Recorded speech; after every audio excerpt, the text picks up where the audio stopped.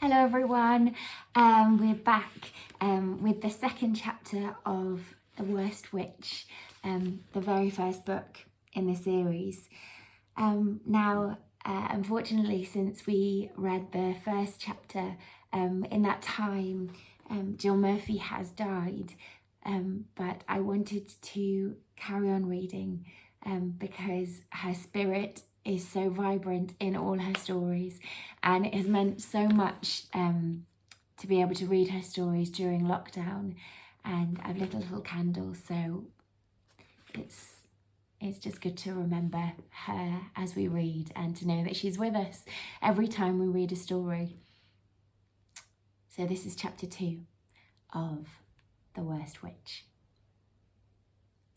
The presentation took place in the Great Hall, a huge stone room with rows of wooden benches, a raised platform at one end, and shields and portraits all around the walls. The whole school had assembled, and Miss Cackle and Miss Hardbroom stood behind a table on the platform. On the table was a large wicker basket from which came mews and squeaks.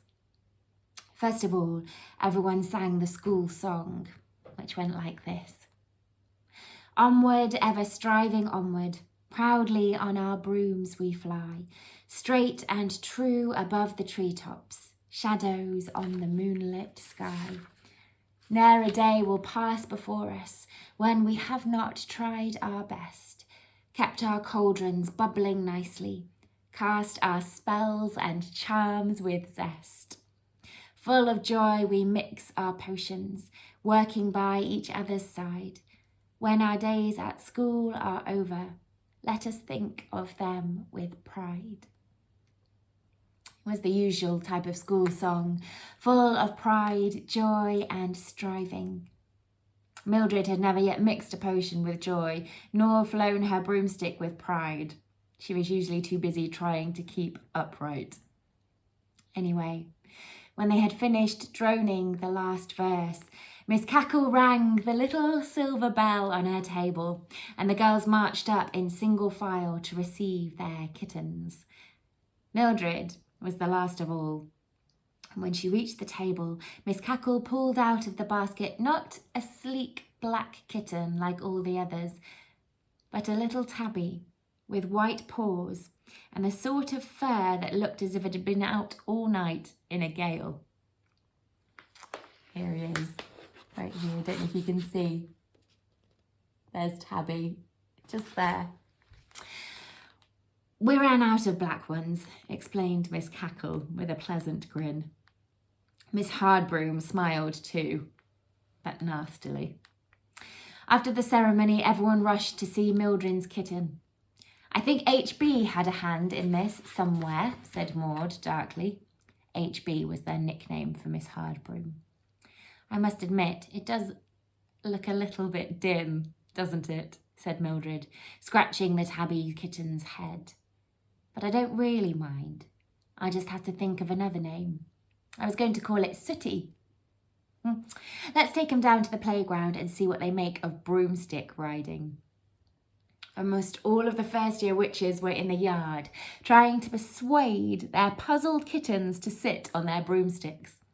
Several were already clinging on by their claws, and one kitten, belonging to a rather smug young witch named Ethel, was sitting bolt upright, cleaning its paws as if it had been broomstick riding all its life. Riding a broomstick was no easy matter, as I have mentioned before.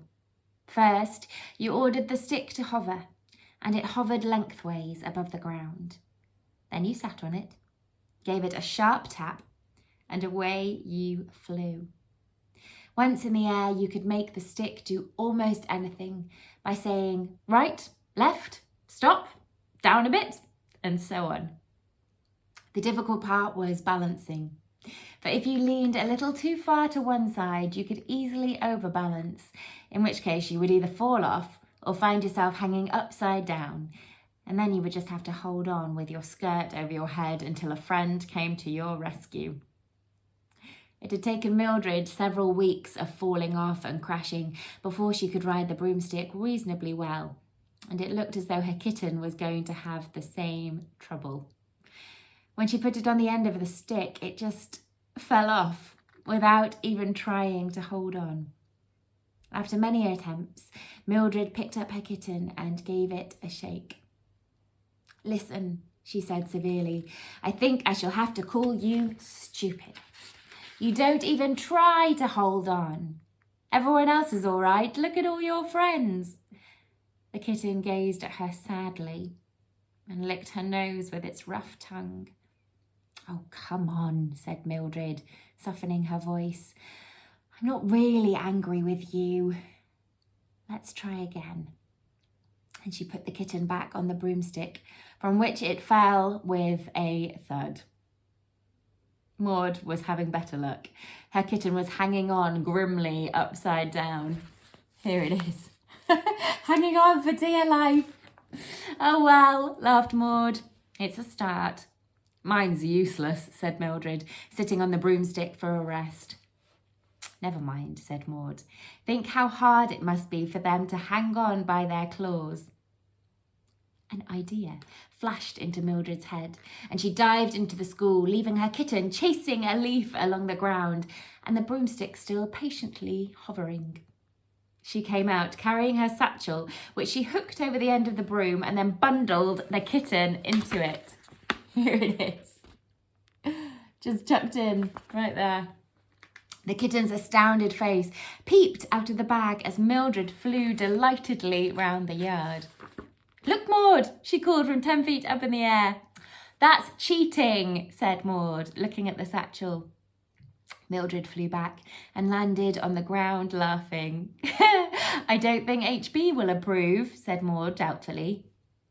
"Quite right, Maud," an icy voice behind them said. "Mildred, my dear, possibly it would be even easier with handlebars and a saddle." Mildred blushed. "I'm sorry, Miss Hardbroom," she muttered. "It doesn't balance very well, my kitten. So I thought perhaps..." Her voice trailed away under Miss Hardbroom's stony glare, and Mildred unhooked her satchel and turned the bewildered kitten onto the ground. "Girls," Miss Hardbroom clapped her hands, "I would remind you that there is a potion test tomorrow morning. That is all." So saying, she disappeared. Literally. "I wish she wouldn't do that," whispered Maud, looking at the place where their form mistress had been standing. "You're never quite sure where she's gone or not." "Right again, Maud," said Miss Hardbroom, her voice coming from nowhere. Maud gulped and hurried back to her kitten. That's the end of chapter 2. Well, we'll be back. We'll be back with chapter 3. All right, sending love and light, everybody. God bless you all.